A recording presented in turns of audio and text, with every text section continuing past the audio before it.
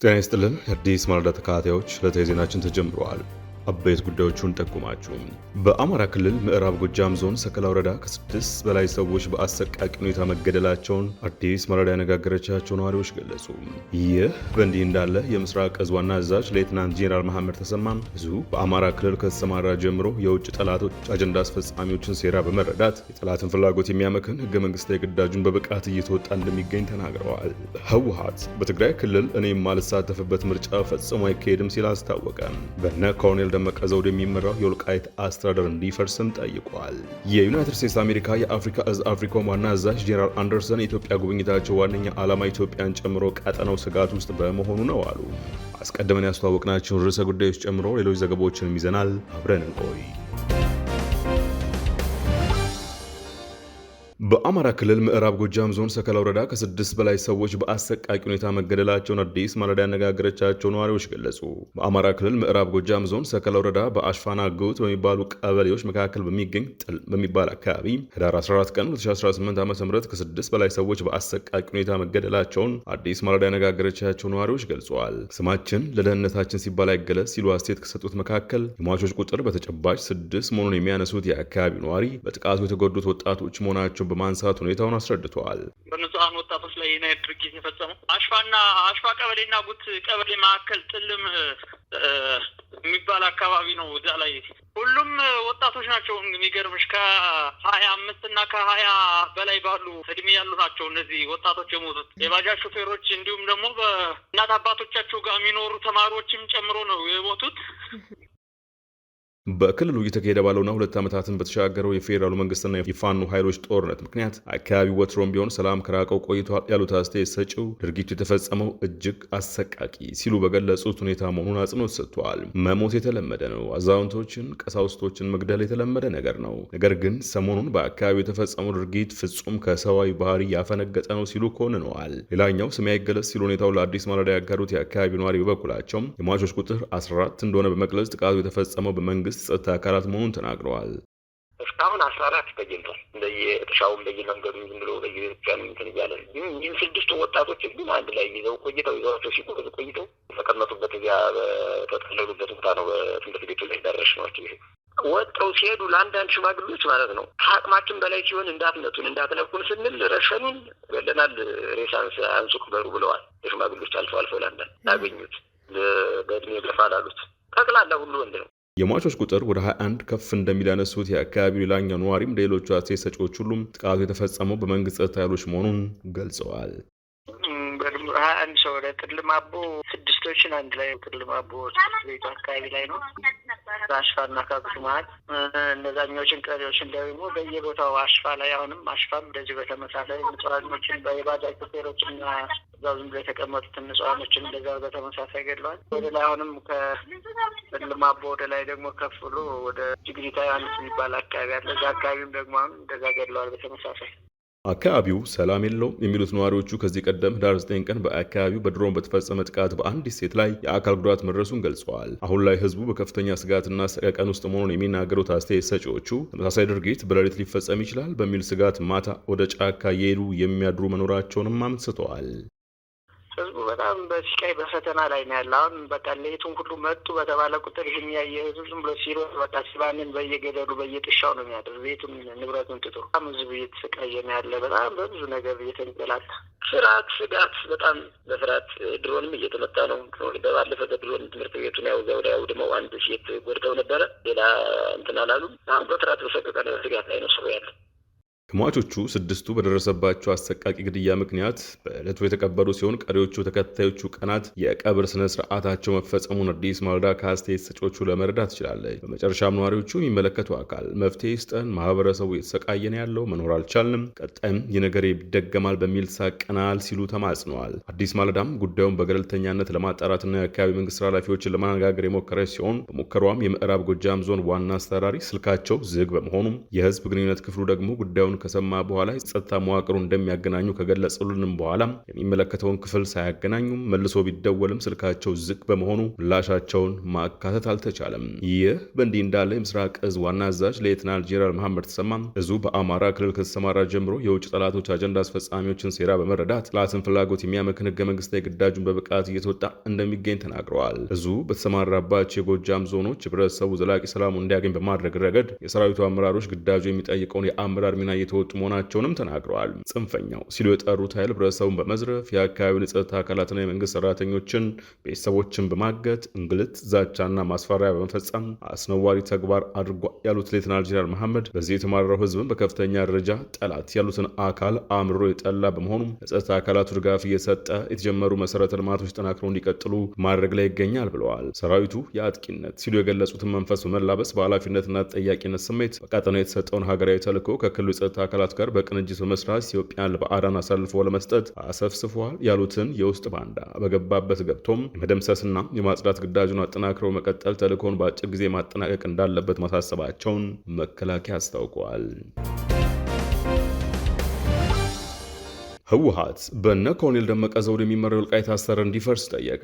ይህ በእንዲህ እንዳለ ደግሞ እኔም ማልሳተፍበት ምርጫ አይካሄድም ብለዋል። የህዝባዊ ወያኔ ሓርነት ትግራይ ህወሓት ቃል አቀባይ ሚካኤል አስገዶም በትናንትናው ዕለት በሰጡት ጋዜጣዊ መግለጫም የወልቃይት አስተዳደር እንዲፈርስ ጠይቀዋል። የምዕራብ ትግራይ ተፈናቃዮችም ከመመለሳቸው በፊት ሊሟሉ ይገባል ያሏቸውን ቅድመ ሁኔታዎች አስቀምጠዋል። ሚካኤል አስገዶም በሰጡት ጋዜጣዊ መግለጫ የአማራ ኃይሎች ከስፍራው እንዲወጡም የአማራ ክልላዊ መንግስት በትግራይ የተመሰረተው አስተዳደር መዋቅር እንዲፈርስና በጦርነቱ ጊዜ ገብተዋል ያሏቸው ሰዎች እንዲወጡ ጠይቀዋል። ህወሓት ምንም አይነት በተናጠል የሚከናወኑ አለያም ከትግራይ ጊዜያዊ አስተዳደርና ከደህንነት ኃይሎች ውጭ የሚከናወኑ ተፈናቃዮችን የመመለስ ጥረቶች እንደማይቀበልም አሳውቀዋል። ምንም እንኳን እርሳቸው ይህን ቢሉም ባለፈው ወር በህዝብ እንደራሴዎች ምክር ቤት የበጀት ዓመቱን የመጀመሪያ የፓርላማ ውሎ ያደረጉት ጠቅላይ ሚኒስትር አብይ አህመድ ተፈናቃዮች ወደ ወልቃይት መመለስ እንደሚገባቸውና የይገባኛል ውዝግቡን በህዝብ ውሳኔ መፈታት እንዳለበት አጽንኦት ሰጥተው መናገራቸው አይዘነጋም።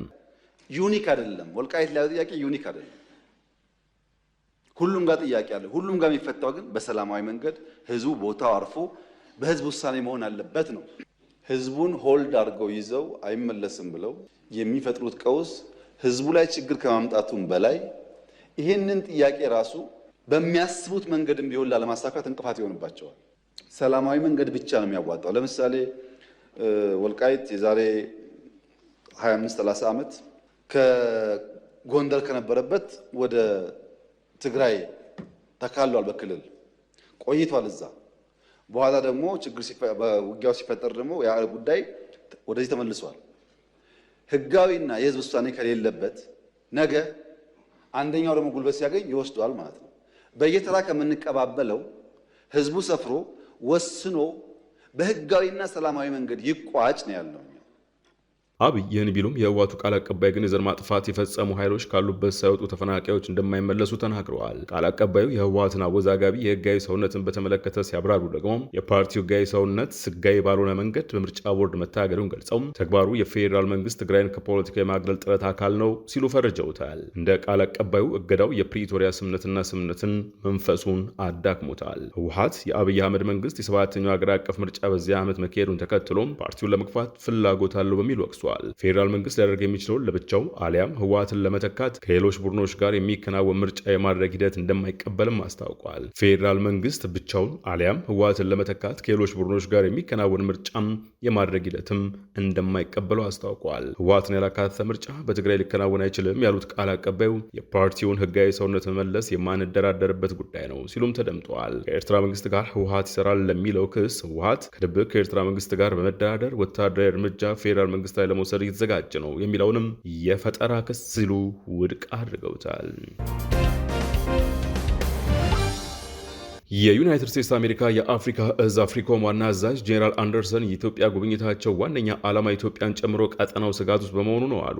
ጄኔራሉ የጋራ ስጋቶቻችን ላይ በጋራ እንሰራለን ሲሉም ተደምጠዋል። የአፍሪኮም ዋና አዛዥ ዳግቪን አርኤም አንደርሰን ወደ ኢትዮጵያ የመጡበት ዋነኛው ምክንያት የጋራ ስጋት ስላለብን ነው ብለዋል። አዲሱ አዛዥ ሆነው በመሾማቸው ደስታቸውን የገለጹት አንደርሰን ለቀጠናው አዲስ አለመሆናቸውንም ገልጸዋል። ወደ ኢትዮጵያ የመጡበት ዋነኛው ምክንያት የአፍሪካ አጋሮቻችን የጋራ ስጋቶችን በተቀናጀ መልኩ እንዲፈቱ ለማገዝ መሆኑንም አስረድተዋል። እናም ይህን ለማድረግ መንገድ ማግኘት የምንችል ከሆነ ለውጥ ማምጣት እንችላለን የሚል ሀሳብ መኖሩንም አስገንዝበዋል። በነበረኝ ጉብኝት የኢትዮጵያን ጠቅላይ ሚኒስትር የማግኘት እድሉ ነበረኝ። በነበረን ውይይትም የጋራ ስጋት የሆነው ድንበር የማይገድበው ሽብርተኝነት ላይ ተወያይተናል ብለዋል። እናም ለቀጠናው ደህንነት እንዴት አስተዋጽኦ ማበረከት እንደምንችል መመልከት ችለናል። ያደረግኩት ጉብኝት ስለተነሱ ጉዳዮች ኢትዮጵያ ወሳኝ በመሆኗ ለእኔ አስፈላጊ ነው ሲሉም ተናግረዋል።